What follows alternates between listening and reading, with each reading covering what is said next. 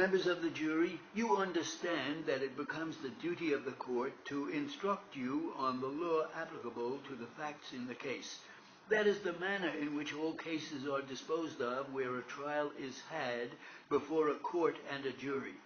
The object of selecting you gentlemen as jurors is to have you pass upon the facts consisting of the testimony of the witnesses who have been sworn and examined in your presence, together, of course, with any documentary proof that may have been offered, such as was offered in this case, the lease and letters and other exhibits.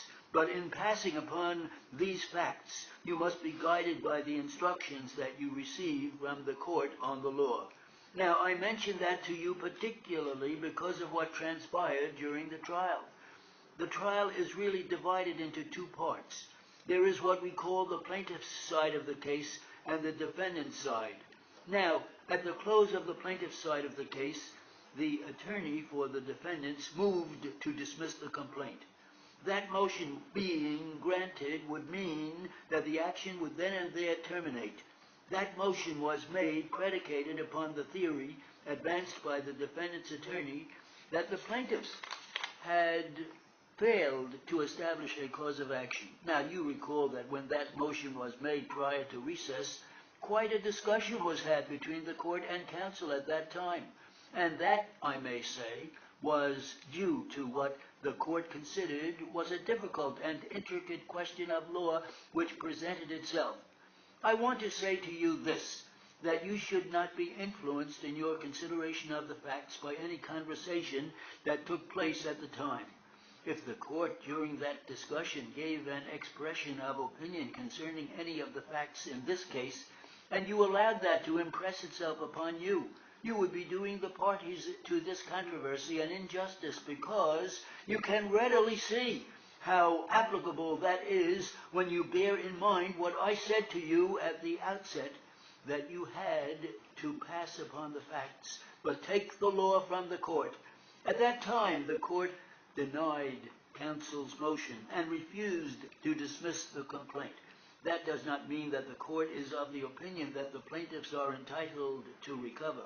That simply means that the court is of the opinion that sufficient facts have been produced to warrant the submission of the case to the jury. It is not any indication that the plaintiffs are entitled to recover, and it should not be so construed by you. This action was commenced by a summons, and the amount demanded in the summons was $1,000. You see, if a party commences an action in our court, he has a right to commence the action by the service of a summons, or he can commence the action by the service of a summons and complaint. In this case, the action was commenced by the service of the summons, which contained a brief statement of the plaintiff's cause of action.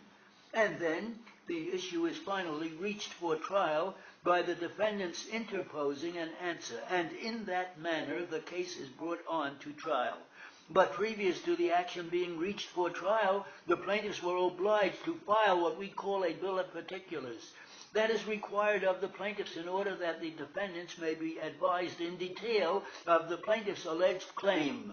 In the bill of particulars, filed in this case, among other things, the plaintiffs claimed the sum of $500, that being the amount of the January rent, the January rental being 1/10 of $5,000. The plaintiffs claim, in addition to that, that they are entitled to be compensated for the moving of what they call this debris or rubbish, and that they are entitled to certain sums of money which they caused to be expended in making repairs to the premises, and to the value of a fuse box which the plaintiffs claim the defendants removed from the premises when they vacated them.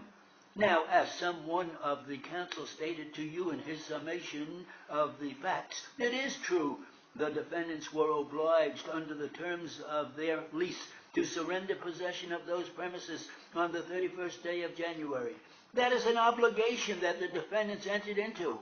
It is not your duty, nor the duty of the court, to enter into an agreement between parties who are of full age and sound mind and presumed to be capable of entering into their own obligations, and that is what the defendants did in this case.